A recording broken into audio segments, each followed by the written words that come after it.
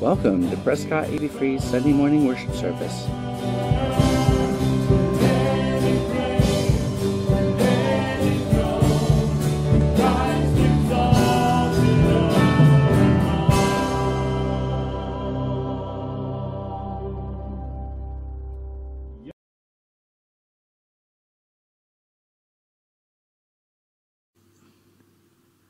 Good morning and welcome to another Sunday of virtual church.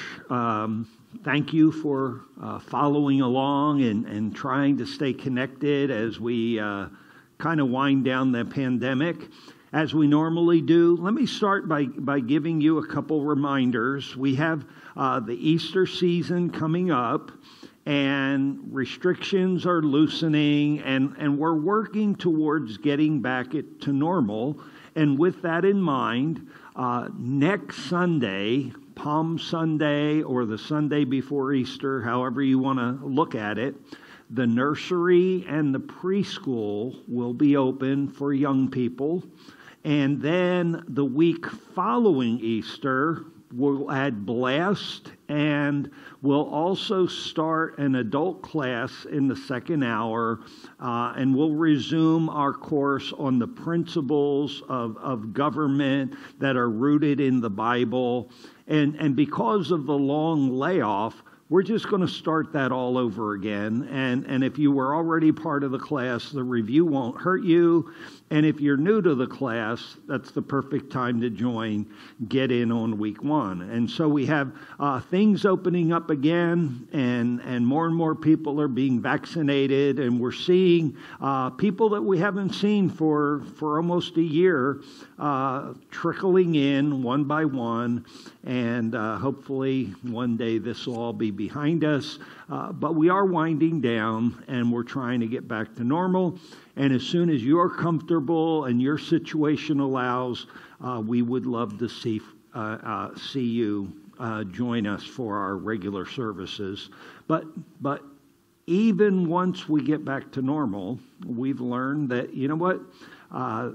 Having our services online are important. We might not always continue to do it as we are doing right now, but I think that's going to be a normal part of what we offer in the indefinite future.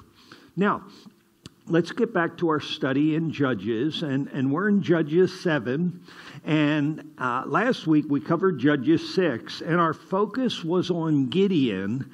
And Gideon is the first judge where Samuel gives us a lot more information than he did with any of the previous judges. For instance, last week as we worked our way through chapter 6, we got a tremendous sense of what it was like to live in Israel in Gideon's day. The hardship as they endured the Midianite oppression.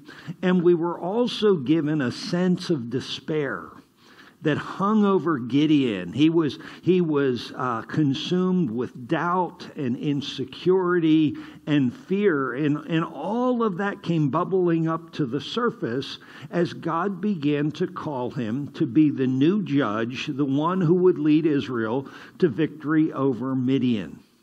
And we made the point as we worked our way through chapter 6 that all of that was the result of Israel in general and Gideon specifically being disconnected from God. And so when we looked at how God was going to raise Gideon up to be the next judge, we realized step one was to get him reconnected with God. As we come to chapter 7 this morning, that is now the reality. Gideon has been reconnected to God, and he is ready to be used as a deliverer. And then God throws him a curveball. He's finally won Gideon over. Gideon is ready to lead, and God intentionally makes the mission that he's assigned Gideon that much harder. And here's what I'm getting at. It's almost as if God is trying to make a point in using Gideon as a deliverer. When you look at Israel and the battle they're going to face with the Midianites. The reality is they're already outmanned and they're already outgunned. When you look at some of the descriptions Samuel gives us of the Midianites, they're described as being like the locusts in number. They're described as being an innumerable multitude, whereas Gideon has 32,000 men. And when God looks at those 32,000 men, he says, well, Gideon, you have too many soldiers. And so God intentionally makes the inequality that much worse. He whittles Gideon's army down to only 300 men. And only then does he give Gideon the victory. And I think we have to understand that God has a reason for doing this. And it was an important reason in Gideon's day, and we're going to look at that in just a second. But what we need to understand is that reason is just as important today as it was in Gideon's day, because every now and then in our lives, things are going to look hopeless. Every now and then in our lives, we're going to be the ones that are outmanned and outgunned. And we're going to look at our circumstances and we're going to question God and we're going to wonder, God, why are you allowing this to unfold the way it's unfolding? This doesn't seem right and this doesn't seem fair. But that's where understanding God's purpose is so very important. And the example of Gideon and his army are going to remind us that God is bigger than anything we could ever face. When we look at life through the lens of Gideon's experience, we're going to understand that there's no such thing as hopeless. There's no such thing as impossible when we walk with Jesus Christ. And so let's work our way through chapter 7 and see how the story unfolds. We're going to begin in the first 2 verses, where the Bible reads, early in the morning, Jerubbaal, that is Gideon, and all his men camped at the spring of Harod. The camp of Midian was north of them, in the valley near the hill of Moreh. And the Lord said to Gideon, you have too many men. I cannot deliver Midian into their hands, or Israel would boast against me that my own strength has saved me. Now here we see God making the circumstances that Gideon faced that much more difficult. He doesn't want Israel to think that they achieved victory on their own. He looks at those 32,000 soldiers and he says, you have too many men. You're going to think you won the victory by yourselves. So God specifically and intentionally begins to reduce Gideon's army. And we see that in verse 3. Now announce to the army, anyone who trembles with fear may turn back. They can leave Mount Gilead. So 22,000 men left, while 10,000 men remained. And so God's first step in reducing Gideon's numbers is to give this unusual permission. Anyone who is fearful can go home. And I find that amusing. I can't say that I've met and that I've known hundreds and hundreds of military men. But I've known my share, and one of the things I tend to mentally categorize them as being is kind of macho types, guys who have a lot of testosterone, and about the last thing I would ever expect that they would admit to is being afraid. It's just not a part of their makeup or their personality. They're military men, and they've been trained and they've been kind of groomed to be strong and never admit weakness or fear. On the other hand, when you look at these circumstances, fear would be a normal reaction. They were outgunned, they were outmanned, they had been dominated for the last 7 years, and the odds of success were very much against them. But God's looking at them and saying, no, you have too many soldiers, Gideon.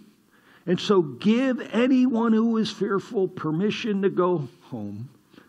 And 22,000 soldiers in Gideon's army pack up and leave. That means he's now down to 10,000 men. He's going to go up against an innumerable multitude. And yet God looks at the 10,000 that are left and he feels, well, you still got too many men. And so what he does next is he proposes a test. And we find it in verses 4 to 8.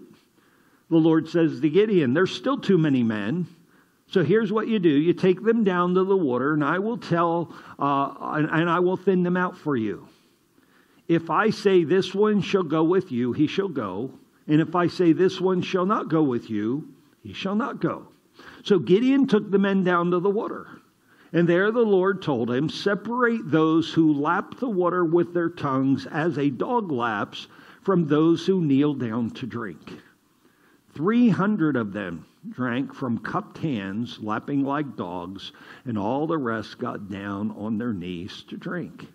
The Lord said to Gideon, with the 300 men that lapped, I will save you and give the Midianites into your hands. Let all the others go home. So Gideon sent the rest of the Israelites home, but he kept the 300 who took over the provisions and trumpets of the others. Now the camp of Midian lay below them in the valley. So God's intent on thinning Gideon's numbers from 10,000 lower because he feels 10,000 are still too many. So he proposes this test. Gideon, take the men down to the water and watch as they drink. And those who cup their hands and drink from their hands, you separate them into one category. Those who get down on their knees and drink, you separate them into another category. And the way the numbers worked out is 9,700 got on their knees and 300 cupped their hands and drank from their cupped hands. Now, I don't know about you, but if I'm Gideon and I'm looking at the two groups, I'm thinking, boy, I sure hope God chooses the 9,700, because I thought we were outmanned when we had 32,000, and I thought we were outmanned when we only had 10,000. I sure hope he chooses the 9,700, but God looks at things a whole lot differently than we ever do. And so God chose the 300 and said to Gideon, I am going to save Israel and give you victory using the 300. Tell the other 9,700 they can go home. And they did. So do you see what I mean when I said it appears as if God is making a point? It appears that God is making Gideon's circumstances worse. He started with 32,000 men. He's now down to 300, and he's going up against an innumerable multitude. But it doesn't end there. Let's look at the weapons and the strategy that God proposes to use so that Gideon will gain the victory. We'll start reading in verse 16. Dividing the 300 men into 3 companies, he placed trumpets and empty jars in the hands of all of them with torches inside. Watch me, he told them, follow my lead. When I get to the edge of camp, do exactly as I do.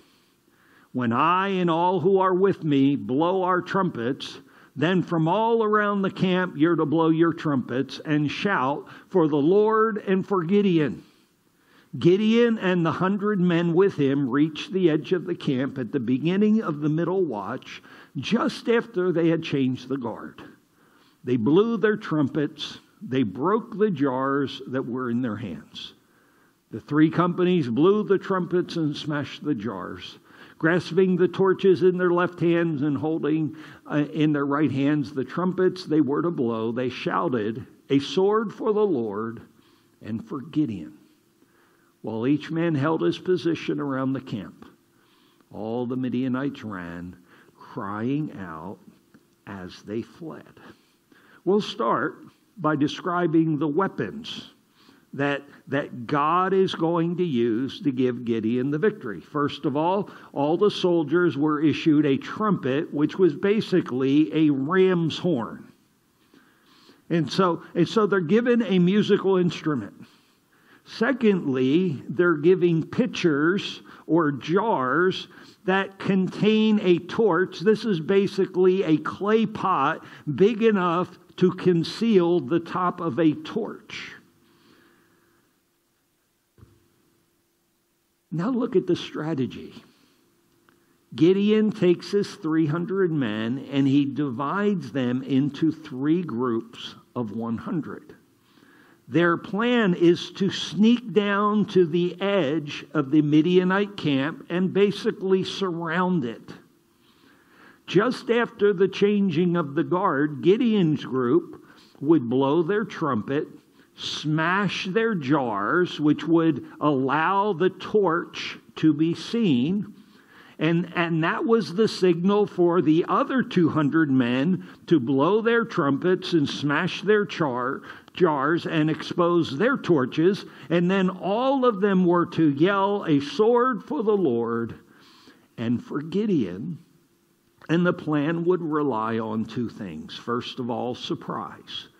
This would be a sneak attack that Midian wasn't expecting. It would take place in the middle of the night, just after the changing of the guards.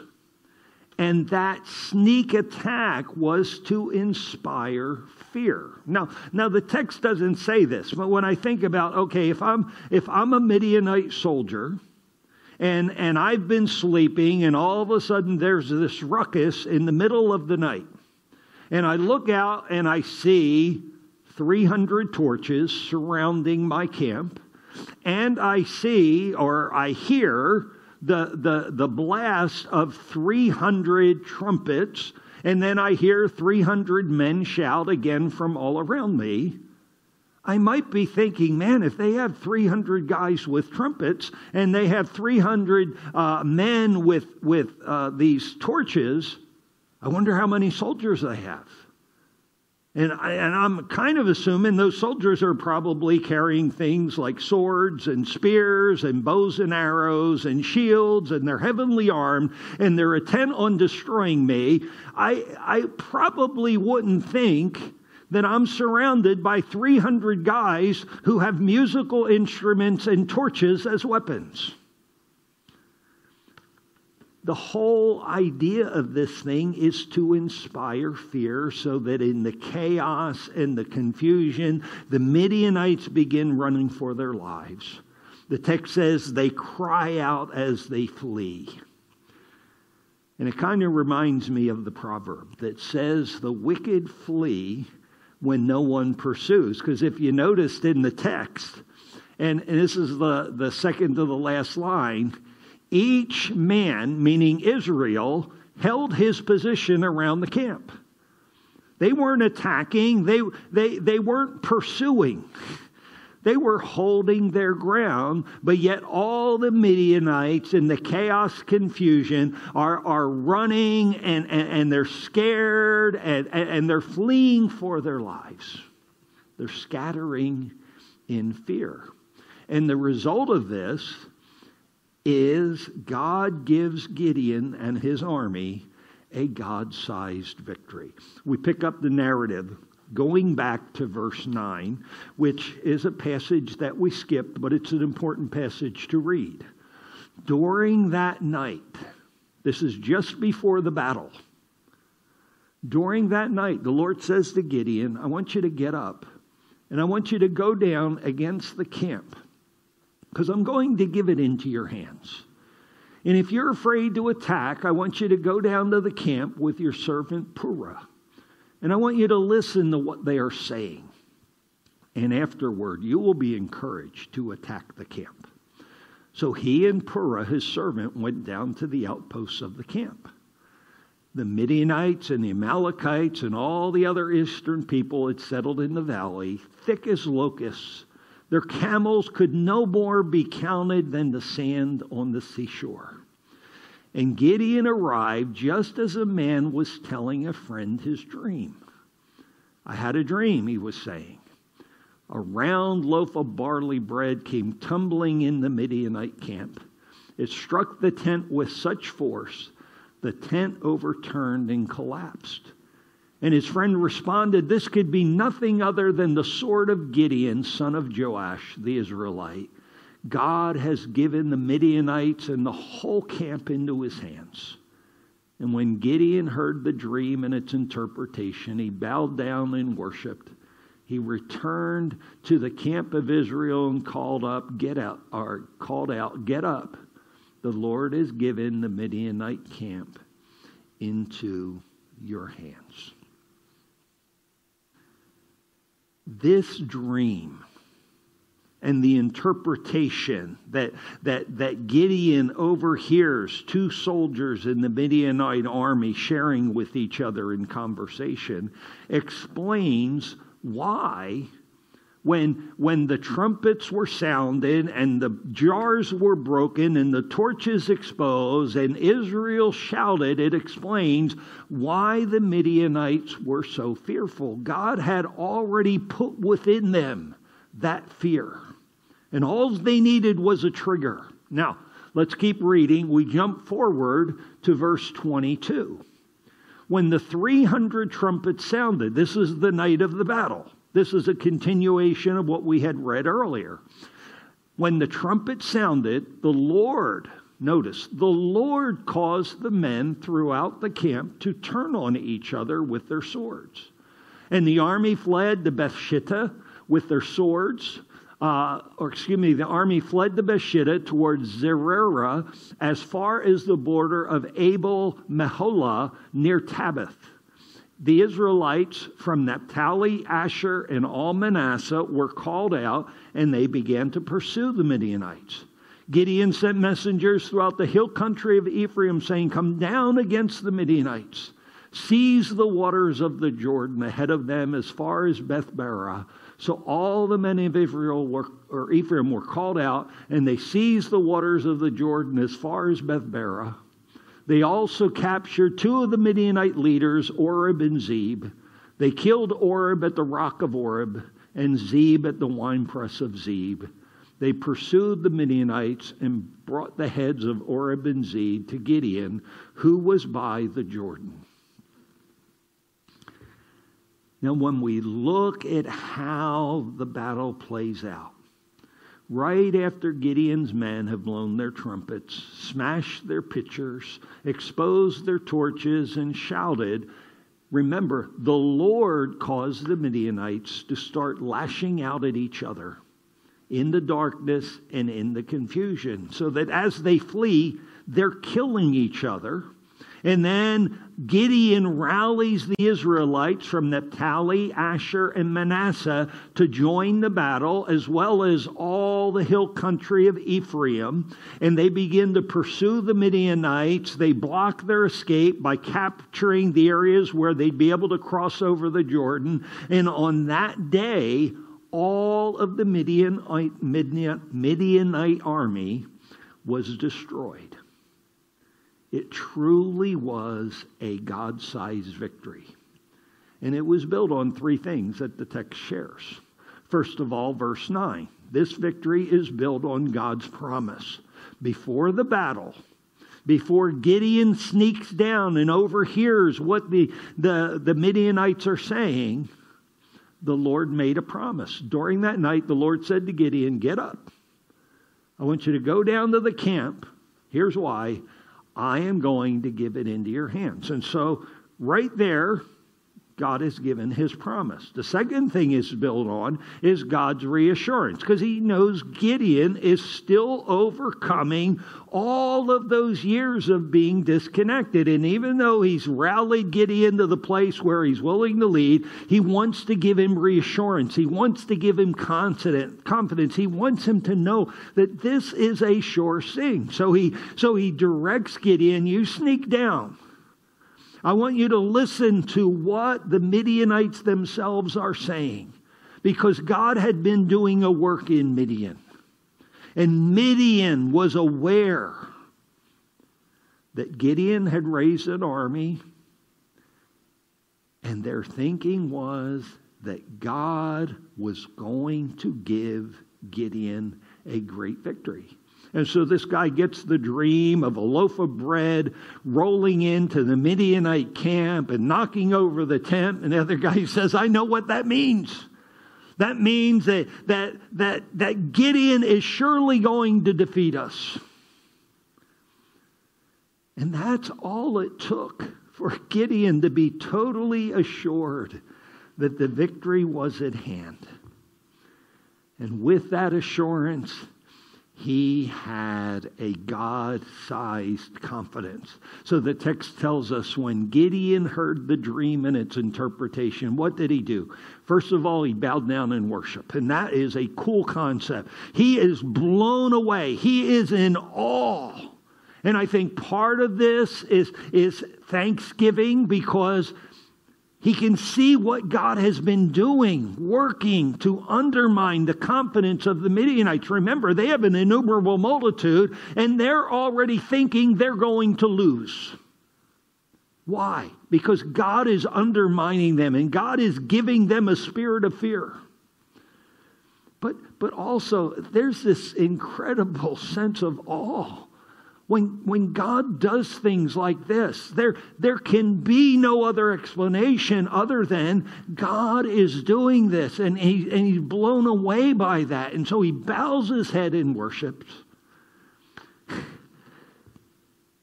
But then he hurries back to the Israelite camp, and he calls out, guys, get up.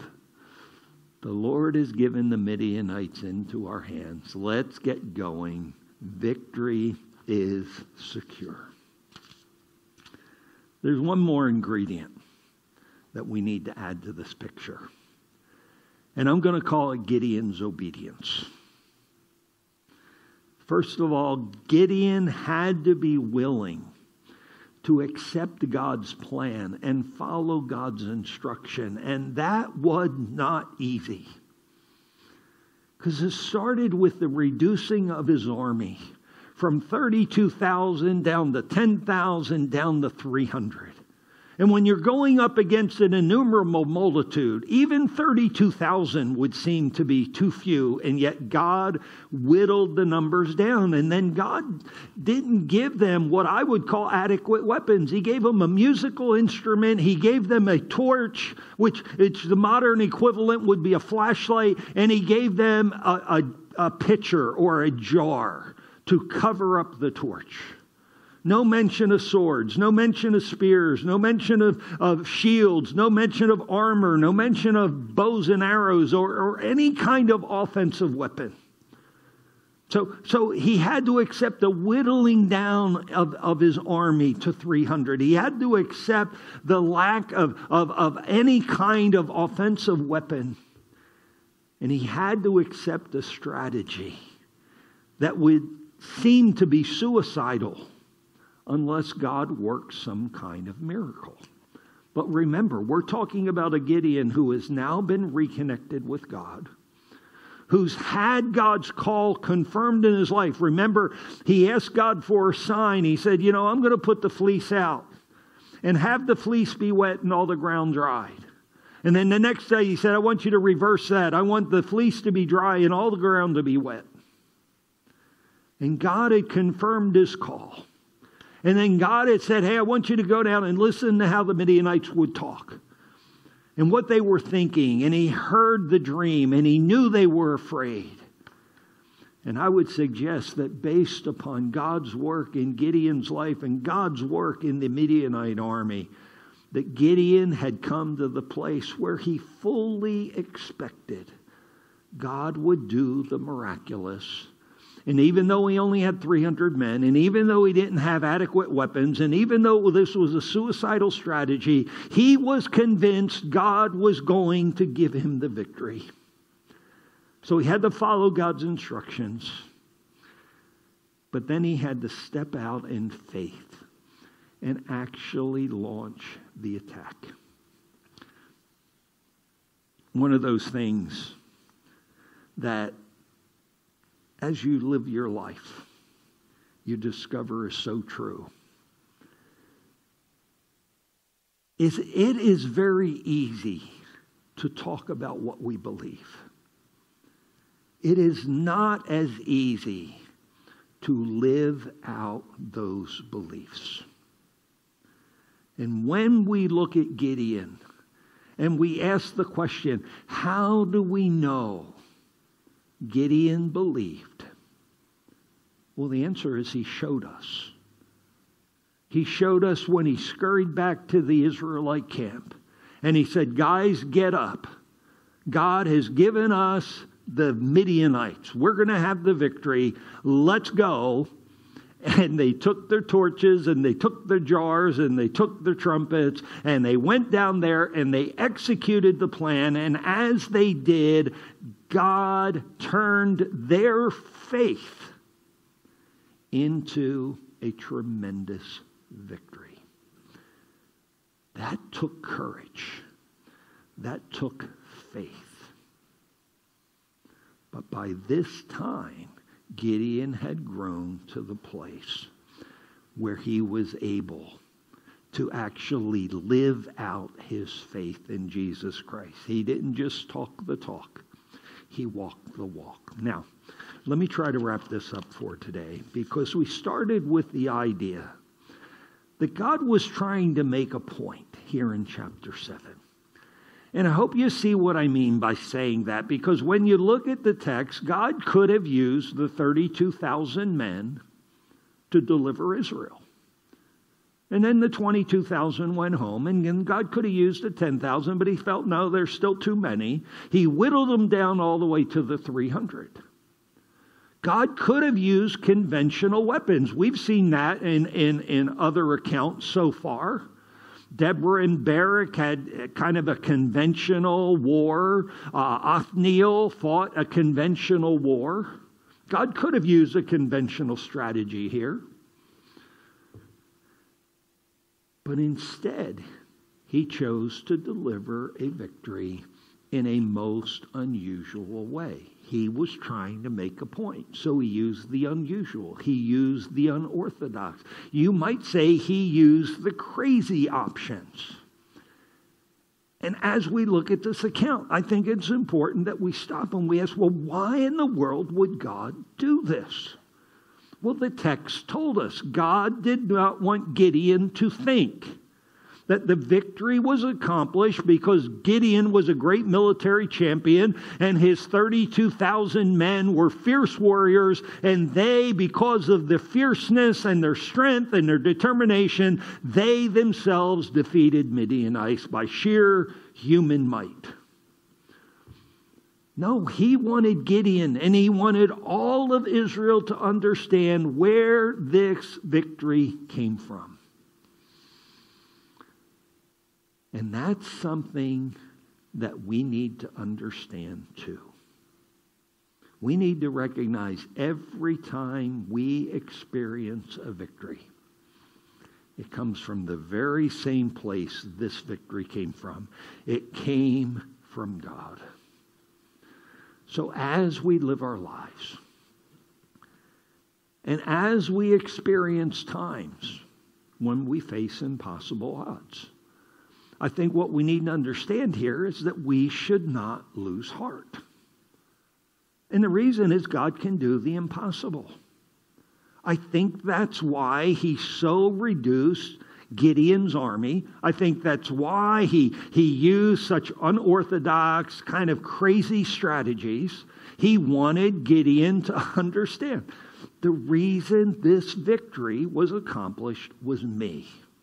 There can be no other explanation. This was all about God giving a victory. And we need to recognize that just as much today as Gideon did in his day. So when we face those impossible situations, don't lose heart. Because God really can do the impossible. Nothing is impossible with him. How do I know that?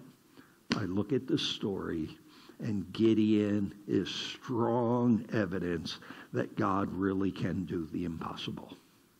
We need to believe it, and we need to live it. Let's pray together. Father, thank you for this particular story because it's encouraging. It's similar to other stories. David and Goliath is a story of an unimaginable victory by someone who had no business being on the battlefield with someone as fierce as Goliath. When the walls of Jericho fell down, it's basically the same story. There's no reason in the world that Israel marches around the city once a day and blows horns and sounds trumpets, and then on the seventh day they march around 7 times and the walls fall down. In each of these stories, you're trying to prove a point. That without you, we can do nothing, but with you, we can do all things. Nothing is impossible with you. I pray we would remember that, Lord. Because sometime, it might be this week, it might be this month, it might be in this next year, we're going to come up against circumstances where we're going to really think it's hopeless. We're going to feel like we're boxed in. We're going to feel like we have no other options. We're going to feel like we're doomed. And in those moments, we are going to be tempted to throw up our hands and give up. When what we ought to be is steadfast, unmovable, always abounding in the work of the Lord. Because nothing is impossible with God. And if we hang in there and we trust you and we obey you, we will experience the reality that in Jesus Christ we are more than conquerors. You are the one who can do exceedingly abundantly beyond anything we could ever ask or think. May we never forget that. And may we act like it in those moments when our backs are against the wall and it looks hopeless. May we stand steadfast, unmoved, and experience the victory you intend to give us. I pray in Jesus' name. Amen.